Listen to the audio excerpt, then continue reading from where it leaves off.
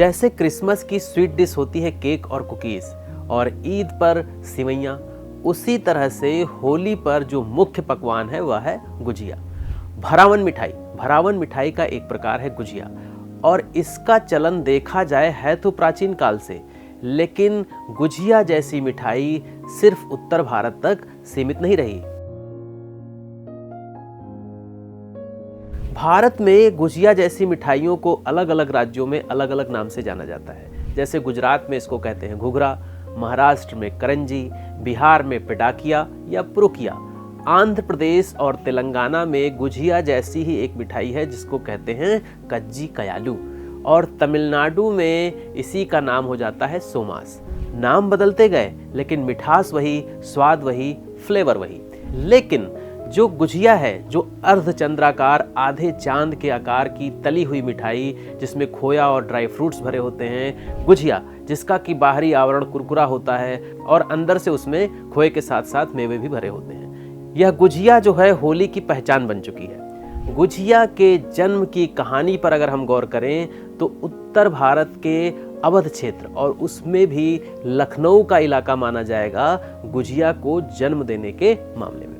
हुआ क्या कि जब 16th और 18th सेंचुरी के बीच में मुगल और नवाबों का शासनकाल था तो अवध के नवाबी क्षेत्र में राजनीति ही नहीं बल्कि खान पान पर भी बहुत ही ज़्यादा जोर था। नवाब यहाँ के जो थे वो खाने पीने के मामले में बड़े शौकीन होते थे। उनके रसोइये भी बहुत ही शाही किस्म के होते थे और हर भारतीय खाने को शाही स्वाद, शाही फ्लेवर देने में उनका कोई तोड़ नहीं था।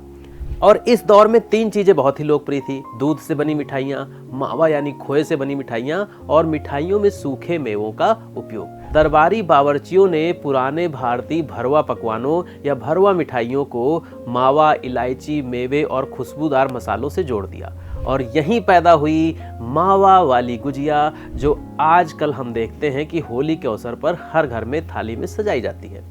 लखनऊ की रसोई में इसे खास तौर पर त्योहारों और दावतों के लिए बनाया जाने लगा।